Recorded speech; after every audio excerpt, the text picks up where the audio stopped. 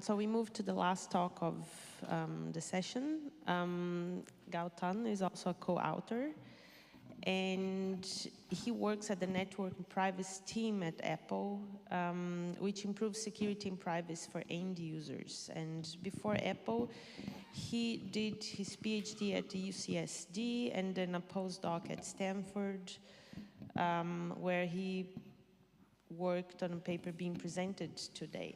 This was a paper during the postdoc, okay.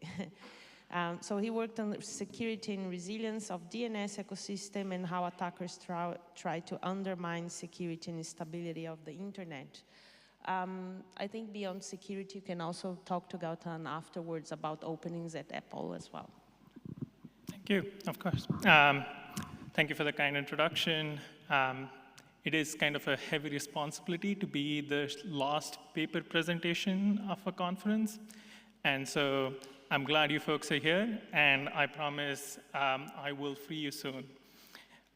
And I hope you folks are also ready to take a sharp right turn from distributed systems, because we are going to talk about centralization of the web infrastructure. The genesis of this project was rooted in this question of how centralized is the internet infrastructure. And specifically in this paper, we tackle a small piece of this problem, a small piece of this question, which is how centralized is the web infrastructure? And while we can focus on many different dimensions of the web infrastructure, in this case, we choose 3 aspects of the web infrastructure: the hosting providers that websites choose, the DNS providers that websites choose, and the certificate authorities that websites choose to secure the traffic to their domains. So in essence, what we're doing is we're looking at the centralization in providers that underpin the physical infrastructure of the web. And at its crux is this seemingly simple question, which turns out to be surprisingly nuanced. What is centralization? How do we measure centralization? And this is not a new question. There is a large body of work on centralization that already exists that studies different aspects of it. But fundamentally, when it comes down to measuring centralization, a lot of the prior work relies on summary statistics. They report raw numbers, they report the top K numbers, so top 1, top 10. And as I will show in a minute, the summary statistics can be at times misleading. And the crux of the problem here is that we as a community do not agree on a formal definition of what centralization is. And that said, we do have an informal definition of centralization. And it goes something like this. Centralization is the concentration of an internet function on a small number of providers. And while intuitive, this definition feels a bit squishy.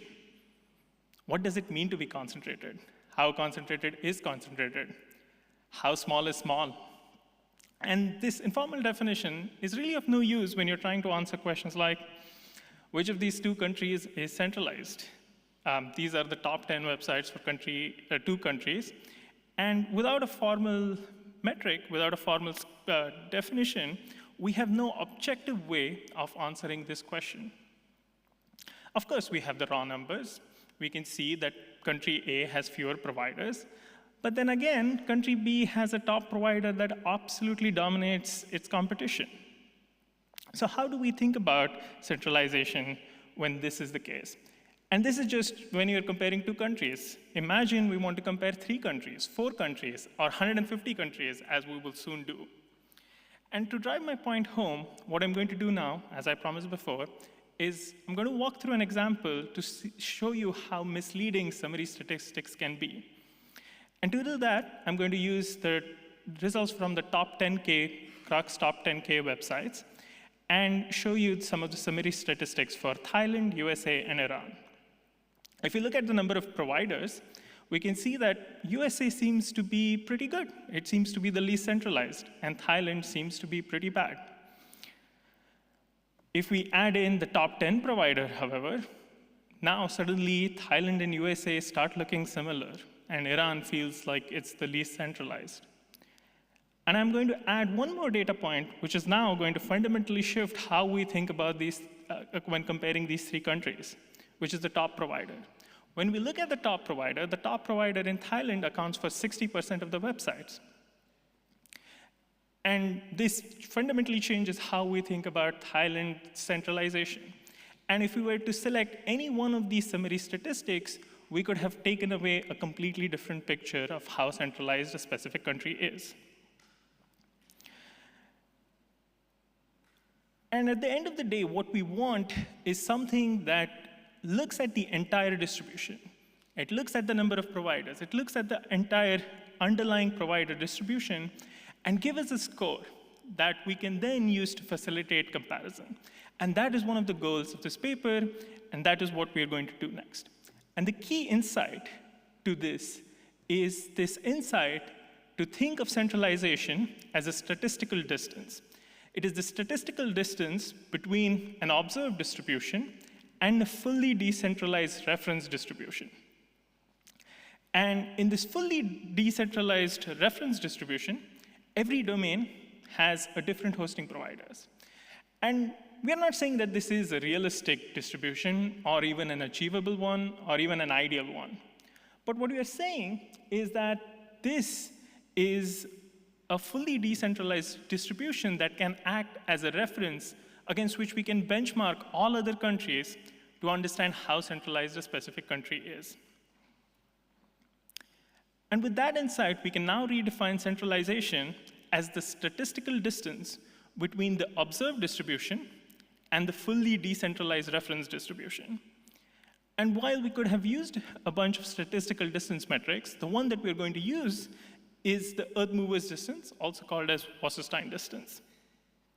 And what this does is that it considers the two distributions as a mass of Earth spread out in space. And what EMD measures as part of its statistical distance is that it is the minimum amount of work, so it's an optimization problem, needed to transform the first mound of space into the second mound of space.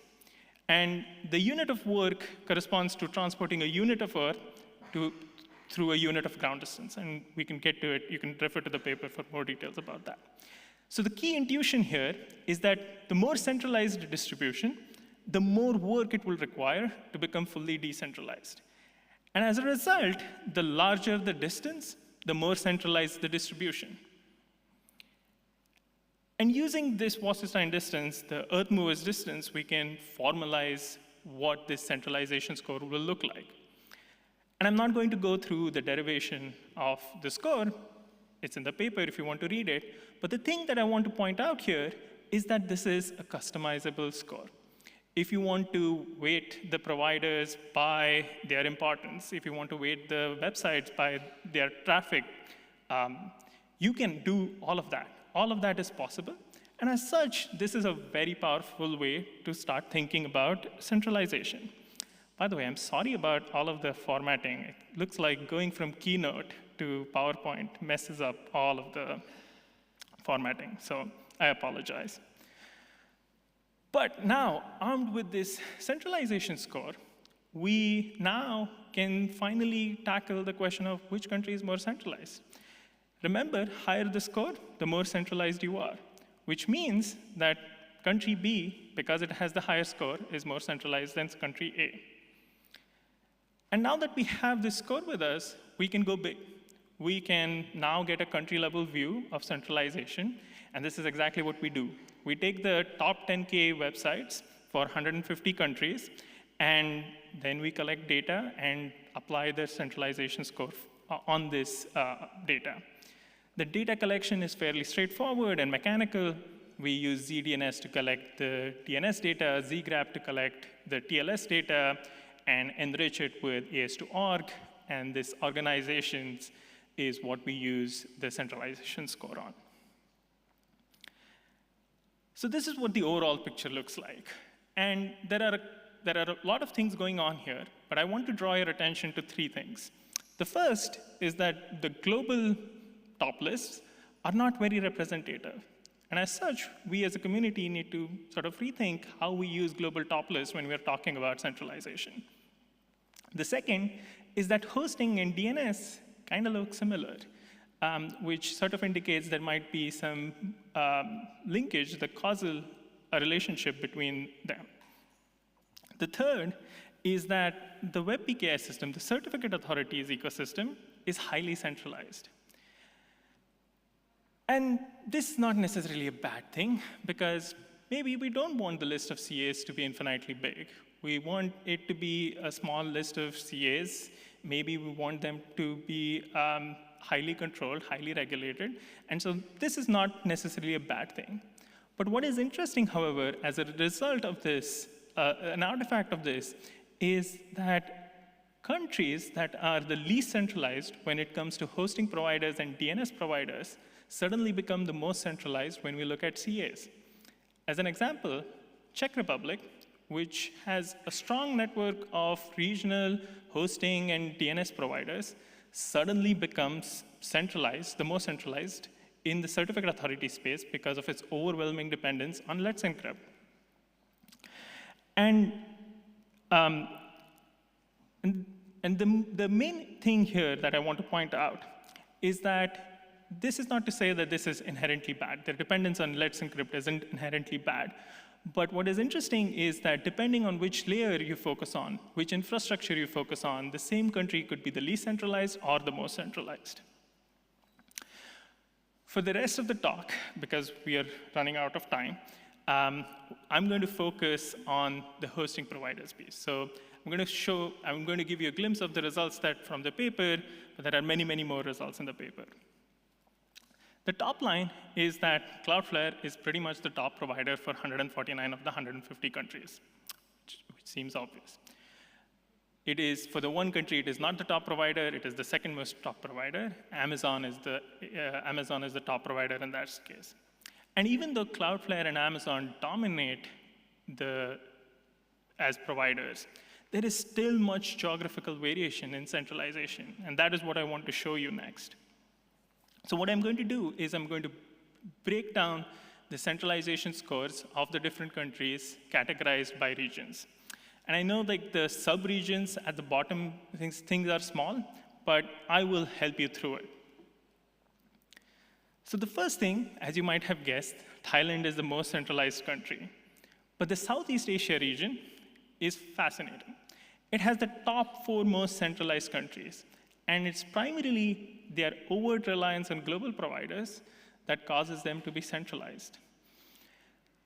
While we don't do this in the paper, I think it's fascinating to consider to do some root cause analysis, so some causal analysis to figure out what is about this region that causes their dependence on global providers that causes them to be so centralized.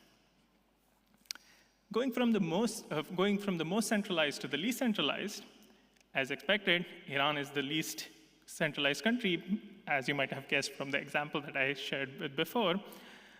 But there is this interesting region, which in terms of Central Asia, which is the least centralized. And in part, this is because it depends on a large number of providers. And this region comprises of countries that were part of the erstwhile USSR.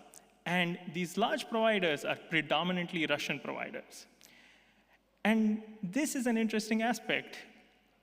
How do we think of resiliency and availability when we're thinking about it from the perspective of centralization, when you depend on a large number of providers, but they are all geographically co-located? And this regionalization, this dependence on regional providers, is an aspect that I don't think we thought of when we started working on this project. And this is not just limited to the USSR, like the erstwhile USSR countries. This is actually, these regional clusters show up in a bunch of different places. They show up because of language ties, so Germany, Austria sharing German providers, surprisingly Iran and Afghanistan also. And then they also arise because of colonial ties, a bunch of French providers being old in their old colonies. And finally, there are these old political ties, which we were talking about, but also in addition to like the Czech Republic and Slovakia. And altogether, what we see is that there is this complex pattern of centralization and regionalization that emerges that really needs a more detailed look at. And there are many, many more results in the paper, which I couldn't get to because of how much time we had. But I highly encourage you folks to read the paper. There is also a metric on how we distinguish between global providers and regional providers. And essentially, what we equip with you in this paper is a suite of metrics which can help you sort of systematically think about centralization and regionalization. And there are some key takeaways that you want to take away from this presentation. Here are those. I think it's important for us to think about regional providers in addition to global providers when we are thinking about centralization. Centralization and regionalization seem to go hand in hand. And I think that is one of the key results of this paper. The second is that country-level perspective is kind of important when discussing centralization. And finally, I think there is some much-needed work to be done in terms of causal analysis, figuring out why certain things behave the way they do. Like, what is it in the infrastructure or in the politics or the economics that causes certain countries to be centralized? For some countries, I think the answer would be obvious. For instance, in the case of Iran, it seems sanctions would be a good guess. But for other countries, it might be a little bit more nuanced. And with that, I end, and I'm ready for questions. Thank you. Thank you.